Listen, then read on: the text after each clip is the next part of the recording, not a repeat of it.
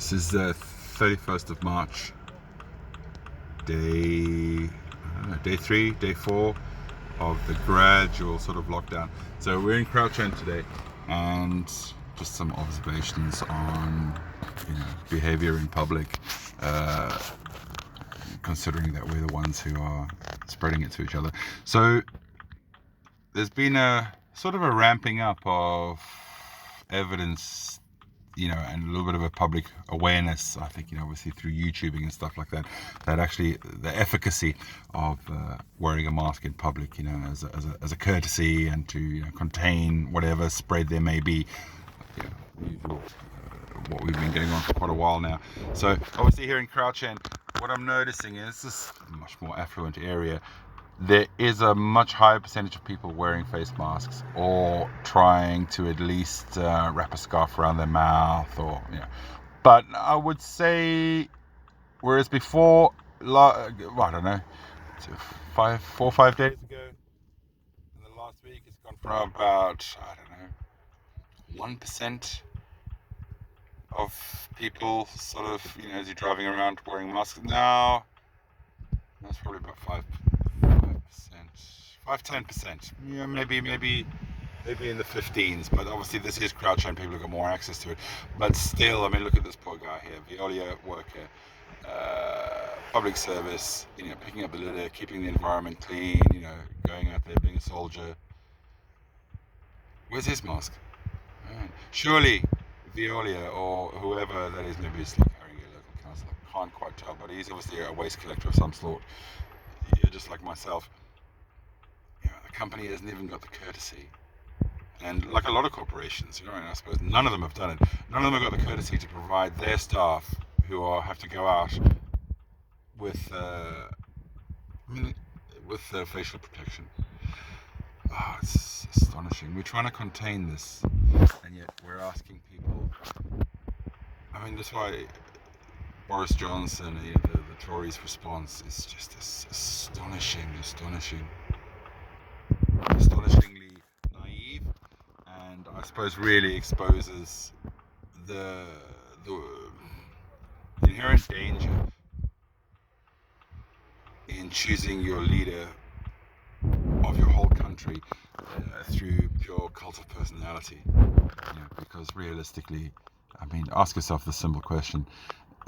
You have to be skilled, don't you, to qualify to be, the boss of certain sort of industries in all sorts of sectors. In most things in life, there's a, meritocracy. Would you let Boris Johnson perform brain surgery on your child? No. Why? Because obviously Boris Johnson is not qualified to take responsibility for a highly skilled, proven, set of skills that you need to be able to fulfill that job. But you're quite happy to let Boris Johnson have executive authority over the welfare of the community and the running of the finances. How come you don't need to be qualified for that? You can just bullshit and bluster your way through some sort of, Greek mythology, and, I'm the hero, and, we are the, together we will stand, I don't know, whatever the fuck he is, maybe he's watched like 300 or, the Spartans was drilled into him, by his dad, or when he was being bummed at fucking Eton, maybe, during the public schoolboy hazing rituals, that these, I don't know. These people are so indulged that to get their kicks, they're not doing anything particularly perverse for perversion's sake. They're just doing it because they can. You know what I mean?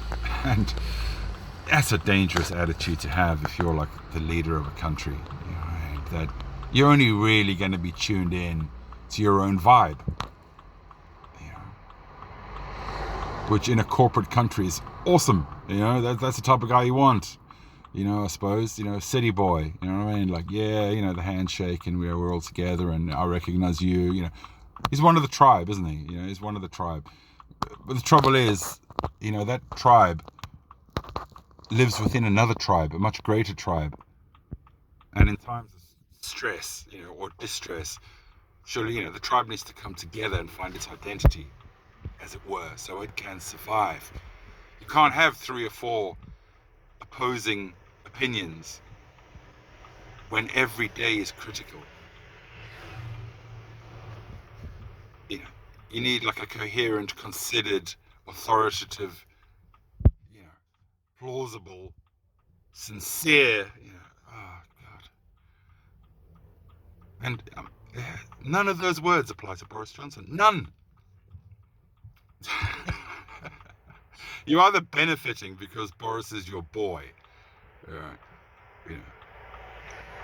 or you've just been fucking enchanted by the cult of bullshit, right? That charming bullshit, in the right accent, and show me the way, I'll follow you. I mean, Jesus Christ. Anyway, it's an incredibly dangerous thing now in this time, because basically nobody believes anything. Everybody's sort of this liberal individual going around finding your own answers, YouTubing, Twitter, blah blah blah blah blah blah blah blah blah. And look at it. I mean, people have got a half-assed sort of idea. Obviously, they want to protect themselves. They want to operate on the best information that they have access. And usually, the Sun, whatever aggregated fucking rubbish that Facebook comes out with, as like an infotainment, I mean, the news is basically like the WWF, isn't it? It's sports entertainment, it's news entertainment. It's not like news that is actually helpful in any sort of way. It's like the National Enquirer, they've taken the National Enquirer model and semantically, changed a few of the words and made the words posher, but the intent is exactly the same. So there's no authority in a news source. So here we are, like liberals, and we are fucked in this situation. This is not the time for individual behavior. This is the time for like a authoritative leadership. Jesus Christ, what a shitstorm! What a fucking shitstorm this country is. Great as it is, like most things, because it's so single focused, its greatness is also its weakness, its Achilles heel. Yea, the individual when in times of plenty, and in times of woe, you're on your fucking own. And you don't want to be on your own. You want somebody to like, hey man, like, this is what we need to do. And that message can never come from like Boris Johnson. He's just a lying, proven lying, filibustering Yahoo toff. You know what I mean? He's not a Yahoo, you know what I mean? But he's just a hooray Henry and Jesus Christ. Anyway. Good luck, Crouch End. You know what I mean? We will monitor the figures just like Tottenham. We will monitor 31st of March. Let's see what we look like at the 31st of April. God bless us all.